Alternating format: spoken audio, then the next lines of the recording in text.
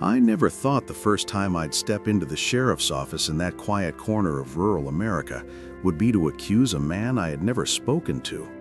Yet there I was, heart pounding, hands trembling, dust still on my boots, standing in front of Deputy Mallory with a pair of binoculars hanging from my neck, my voice unsteady as I said, "I need to report animal cruelty, and I think it's worse than it looks." Mallory leaned back in his chair, eyes narrowing. "Slow down, sir. Start from the beginning." But the beginning was blurry, even to me. It felt unreal. Just hours earlier, I'd been standing at the window of the wooden cottage I had rented 6 months ago, looking out over the vast, empty road that cut through the fields. The morning light was soft, almost golden, peaceful. And then something moved, something strange, something that shouldn't have been there. 2 cats, dragging a burlap sack, a heavy one, and both animals were shaking under the weight. I had lifted the binoculars without even thinking, and what I saw, I can barely put into words even now. Their fur was matted, legs trembling, their bodies low to the ground as they scraped the sack inch by inch along the gravel. I could almost feel their exhaustion through the lenses. My stomach twisted. My hands froze. My heart wanted to tear out of my chest. What kind of person makes cats pull a bag full of stones? And so I called the police.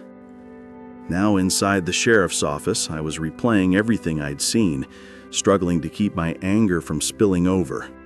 Mallory typed notes on his old computer, occasionally lifting his head with a grave expression.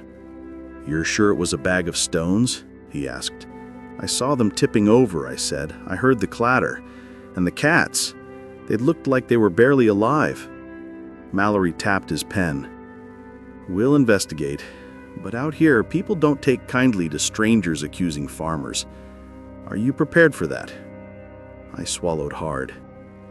"I'm prepared to do whatever it takes."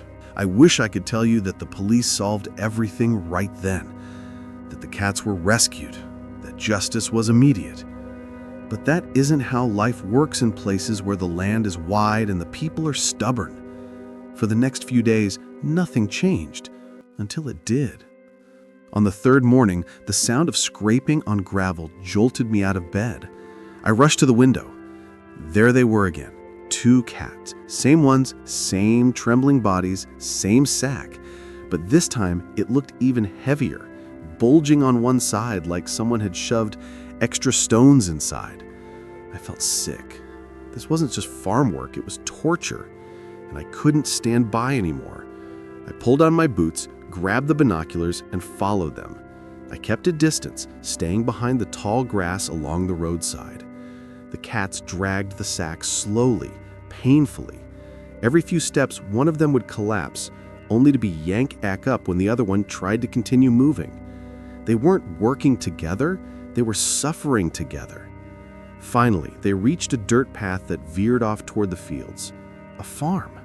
I could see a barn, fences, rusted machinery, and then I saw him, the farmer, standing with his arms crossed, watching the cats like they were nothing more than broken tools. He didn't approach them, he didn't help, he just waited, like he enjoyed their struggle. My blood went cold. I lifted the binoculars again to study his face. Stone-cold expression, mud-stained clothes, a whip hanging from his belt. A whip. My hands shook so badly I almost dropped the binoculars. This wasn't mistreatment. This was systematic cruelty. I took pictures of everything: the sack, the cats, the farmer, the barn, even the whip. Every detail felt important. Every detail felt like evidence. When I got home, I didn't sleep. I organized the photos. I wrote down everything I observed minute by minute, and at dawn, I drove straight to the sheriff's office again. "I have evidence," I said as soon as I walked in. Deputy Mallory raised his eyebrows. "You followed the animals?" "Yes, and you need to see this." I placed my phone on his desk, hands still trembling, and showed him the photos. His expression shifted from professional neutrality to something colder, angrier. He called the sheriff himself. They both studied the images for a long time, whispering, comparing, zooming in. Finally, Sheriff Whitman looked up at me.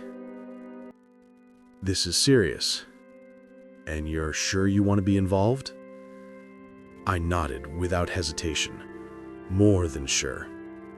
"Then we'll handle it, but we need you to file an official request if you want custody of the animals." That took me by surprise. Custody? If we seize the cats, they'll need a place to go, a caretaker, someone willing to take responsibility. I didn't even think twice. I want them. I want to adopt them, both of them. The sheriff slid a form to me. My signature had never felt so heavy. 3 days later, at dawn, the police made their move. I wasn't there, but later I learned exactly what happened. The officers arrived at the farm quietly, knocking firmly on the farmer's door.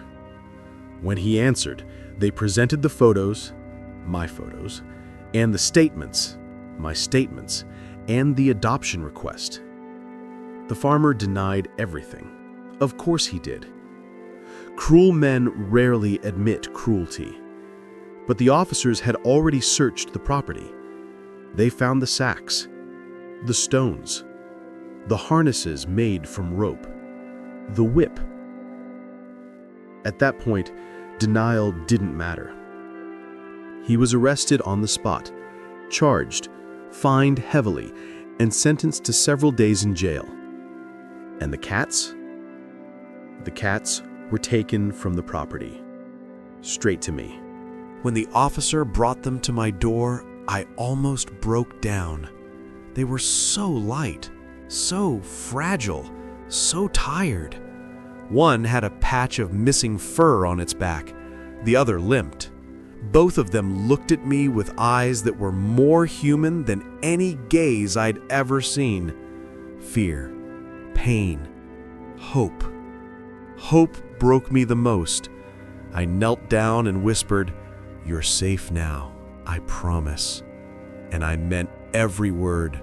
I fed them, bathed them gently, wrapped them in blankets, and sat by their side for hours. They didn't move much that first day. They slept, finally slept, without being forced to drag stones across scorching gravel. I named them afterward. The smaller one, with the softest eyes, I called Willow. The stronger one, the one who always tried to keep going even when collapsing, I called Ash.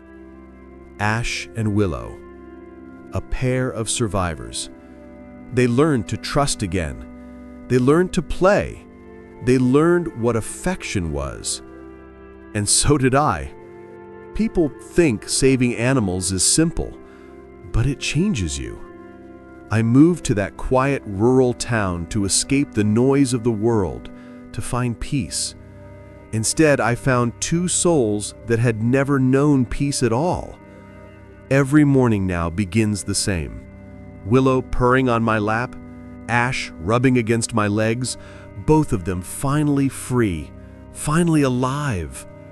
Sometimes I walk past the road where I first saw them.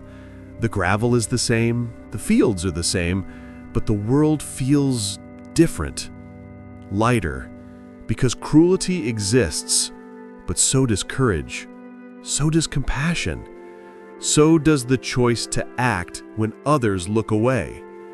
I didn't plan to become their guardian, but life has a way of giving you battles you never expect, and victories you never knew you needed. And now, if you're watching this, if you've stayed until the end of this story, I want to ask you, where are you watching from? Tell me in the comments. I love seeing how far these stories travel. And more importantly, what would you have done if you saw two exhausted cats dragging a bag of stones? Would you have called the police? Followed them? Taken pictures? Intervened directly? I want to hear your thoughts, because cruelty only survives when good people stay silent. And you watching right now, might be someone's hope, just like Ash and Willow found hope in me. Let me know in the comments. And thank you for listening to our story.